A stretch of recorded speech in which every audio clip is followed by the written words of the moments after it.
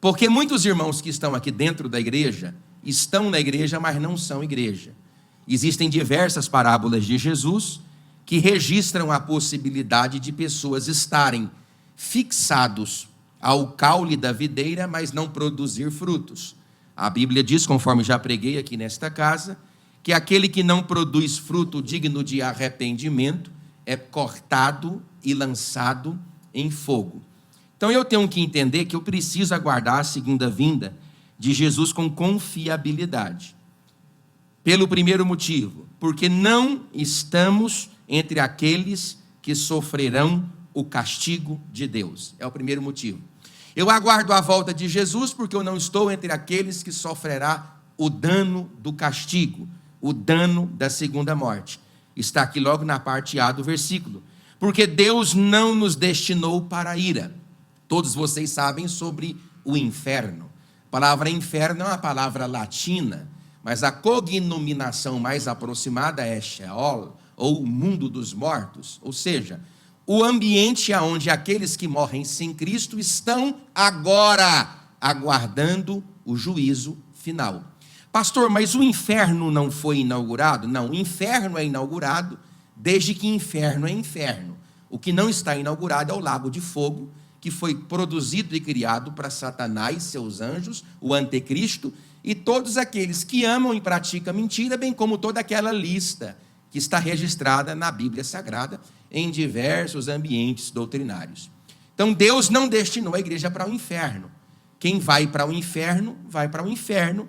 Quem não vai para o inferno será absorvido, já foi absorvido, está sendo absorvido e será absorvido, porque o propósito da salvação de Deus em relação a mim e você é uma tríade: justificação, santificação e glorificação, que é uma resposta que Deus dá ao pecado. Na justificação ele livra de mim a pena do pecado, na santificação a influência do pecado, na glorificação a presença do pecado. Então salvo é salvo, salvo está fora do lago de fogo. Agora, quem é condenado e está aguardando o juízo final lá no inferno, no Sheol, no Geena, ou no Guiena, estes serão condenados com o mundo.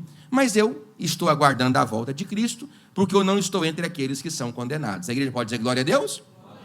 Em segundo lugar, eu aguardo a volta de Cristo com confiança, porque eu sou eleito. E aqui nós temos uma das doutrinas mais complexas da história do pensamento soteriológico. Pastor, o que é soteriologia? A soteriologia é a doutrina da salvação discutida pelos autores bíblicos e que não foi muito bem entendida na história do pensamento cristão. Houveram diversos concílios para definir muito bem quais são os papéis de Deus em relação ao homem, ou se há uma contribuição do homem em relação a Deus nesse processo de salvação. Mas eu preciso dizer para você, qualquer que seja a perspectiva soteriológica, a igreja de Jesus é eleita, portanto Deus a escolheu. Você pode dizer glória a Deus? Olha aqui, ó, a salvação mediante o nosso Senhor Jesus Cristo. Não é sobre aquilo que eu fiz, não é sobre aquilo que eu farei, não é sobre aquilo que eu estou fazendo. É sobre o que Deus fez, sobre aquilo que Ele fez lá no passado. Existe uma frase de Charles Haddon Spurgeon, que eu gosto dela, ela tem um sentido um tanto quanto predestinista, mas é uma frase bem interessante, que exemplifica a incapacidade que você tem de fazer qualquer coisa para os olhinhos de Deus ficar alegre contigo. Não é sobre o que você faz, é sobre o que Deus fez. Não é sobre o que você está fazendo, é sobre o que Deus fez. Não é sobre o que você vai fazer, é sobre o que Deus fez. Ele disse, se Deus tivesse que me ver vivendo para decidir a partir da minha vida se me salvaria ou não, eu estaria condenado. Mas como Deus não depende de me ver vivendo para decidir se eu sou salvo, porque não sou salvo por causa daquilo que eu faço, eu sou salvo por causa daquilo que Deus fez. Você pode dizer glória a Deus? Terceiro lugar, por que eu sou alegre com a volta de Jesus? Porque Ele pagou a nossa dívida e nos remiu com seu sangue. Está aqui, ó. Ele morreu na cruz. Ele carrega sobre si o meu pecado, a minha dívida. E quem deu crédito à nossa pregação?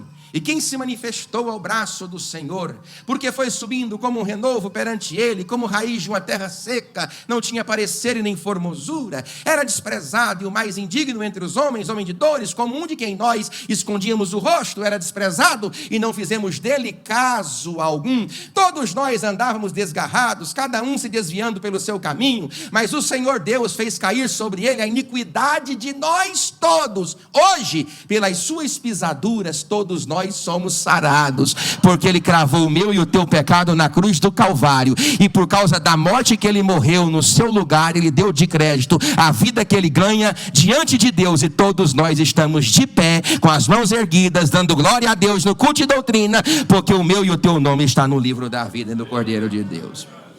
Em quarto lugar, porque eu estou alegre com a volta de Cristo, pastor Roberto, porque com Cristo temos comunhão com Deus. Diga graças a Deus.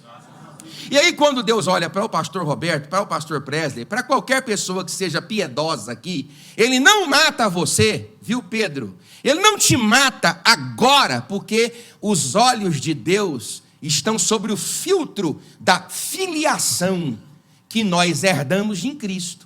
Então, quando o Senhor Deus olha para a humanidade, ele enxerga o sacrifício de seu filho, para que no sacrifício do seu filho eu me torne filho, ou glória, de Deus conjuntamente com ele. Então, ele olha para mim, ele tem comunhão comigo por causa de Jesus Cristo, porque ele pagou a minha dívida, ele fez o caparot, o corban, ele carregou sobre si o meu pecado, morreu a minha morte, e por causa deste sacrifício, eu glorifico a Deus e tenho comunhão com ele. Você pode dizer graças a Deus?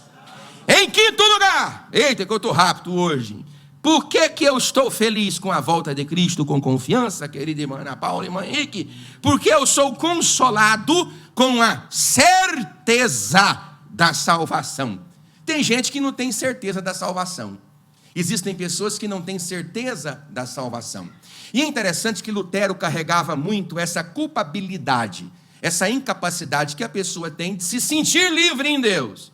E ele confessava peremptoriamente com o seu confessor, de forma cotidiana e diária. Às vezes, ele perturbava o seu confessor 5 ou 6 vezes por dia. Ele pensava em uma coisa imunda e ele ia procurar o seu confessor. Ele respondia de forma imunda, pelo menos aos seus olhos, ele procurava o seu confessor. Ele trupicava numa pedra e sentia triste com aquilo, ele procurava o seu confessor. Um dia, 2 da manhã, passou sobre a sua cabeça um pensamento impuro, e ele foi até o confessor, acordou ele, e ele, já nervoso com toda aquela situação, diz: Lutero, vai para a tua casa e peque à vontade, mas um pecado assim, mate teu pai. Aí depois que você fizer isso, vem cá e confessa que eu vou te dar o destino exato. Tem gente que vive assim na igreja, ele não tem certeza da salvação. Ele pensa: eu sou salvo ou não sou salvo? Irmão, quando você mete um limão na tua boca, tu sabe que é limão, sim ou não? Quando tu chupa uma laranja, tu sabe que é laranja, sim ou não? Se eu vendar os teus olhos e colocar uma melancia na tua boca, você sabe que é melancia, sim ou não? Se eu colocar uma picanha de angu, você sabe que é uma picanha, sim ou não? Então por que você não sabe que você é salvo? Você não carrega nenhum tipo de identidade cristã? Que tipo de malignidade que você vive, que você manifesta de forma comportamental, relacional com as pessoas, que você pensa que você está condenado? A não ser que você seja um demônio transvestido de anjo. Agora, eu ainda lhe dou uma seguinte situação: você não é salvo por causa das coisas que você faz. Você é salvo por causa da coisa que Deus fez. Ele assassinou a Jesus Cristo para redimir uma humanidade lá na eternidade que ele ainda não havia criado. Deus salvou você por causa de Jesus Cristo, o nosso Senhor.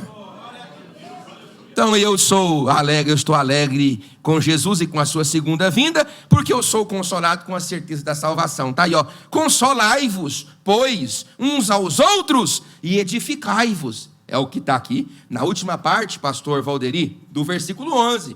Eles consolem o povo, que o povo vai ser salvo. O povo está salvo, está sendo salvo, será salvo. Quem é esse povo aqui? Diga graças a Deus.